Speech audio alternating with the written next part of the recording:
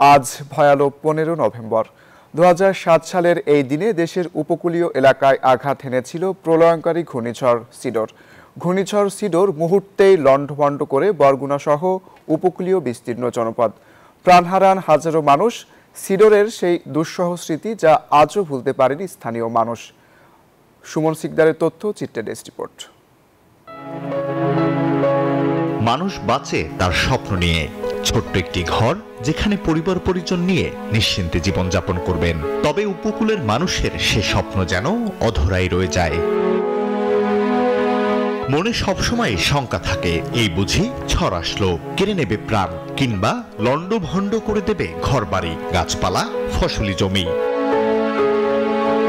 বরগুনার উপকূলবাসীর জন্য এমনই এক দুঃস্বপ্নের দিন 2007 সালের 15 নভেম্বর। সেদিনের সেই দুঃসহ স্মৃতি আজও উপকূলবাসীকে মনে করিয়ে দেয় নির্মম ধ্বংসযজ্ঞের কথা। ঘড়ির কাঁটায় তখন রাত 7:40। গুড়ি গুড়ি বৃষ্টির সাথে দমকা হাওয়া বইছে।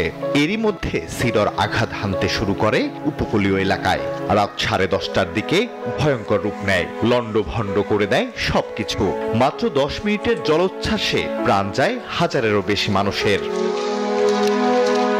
ভোরের আলো ফুটতেই দেখা যায় চারিদিকে ধ্বংসযজ্ঞ। এখানে সেখানে পড়ে আছে মরদেহ। জায়গা সংকটে একটি কবরে 2 থেকে 3 জনের মরদেহ চাপা দেয়া হয়। সেই দুঃস্বপ্ন রাতের স্মৃতি আজও তাড়িয়ে বেড়ায় উপকূলবাসীকে। 18 বছরেও স্বাভাবিক হয়নি তাদের জীবনযাত্রা। শিখতে পারতে পারতে এবার আস্তে আস্তে আস্তে 3-4টের দিক দিয়ে তো বাতাসটা কমছে।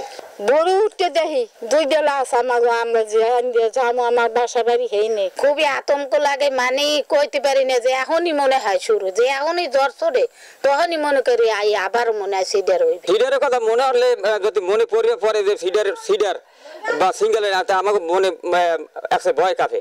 সচেতনতার অভাব ও পর্যাপ্ত সাইক্লোন শেল্টার না থাকায় প্রাণহানির কারণ বেড়েছে বলছেন উপকূলবাসী। কোনো সাইক্লোন সেন্টার নাই, ভালো একটা স্কুলও নাই।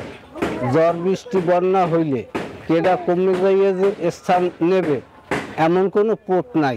ভালো একটা বিল্ডিং নাই যে আমরা একটু আশ্রয় নিব। সরকার আমাদের এই পটুয়াখালী আবাসন প্রকল্পে জরুরিভাবে একটি সাইক্লোন সেন্টারের ব্যবস্থা করে পর্যায়ক্রমে আরো সাইক্লোন শেল্টার নির্মাণে পদক্ষেপ নেয়ার আশ্বাস জেলা প্রশাসনের। আমাদের এখন প্রায় 673টির মধ্যে আশ্রয়কেন্দ্র আছে। প্রত্যেকটি আশ্রয়কেন্দ্রে আমাদের উপজেলা নির্বাহী অফিসারের তত্ত্বাবধানে আমরা একটি ওই আশ্রয়কেন্দ্র চালানোর জন্য একটা ম্যানেজমেন্ট টিম করেছি। তারপর আমরা নতুন আশ্রয়কেন্দ্র হওয়ার কাজ চলছে।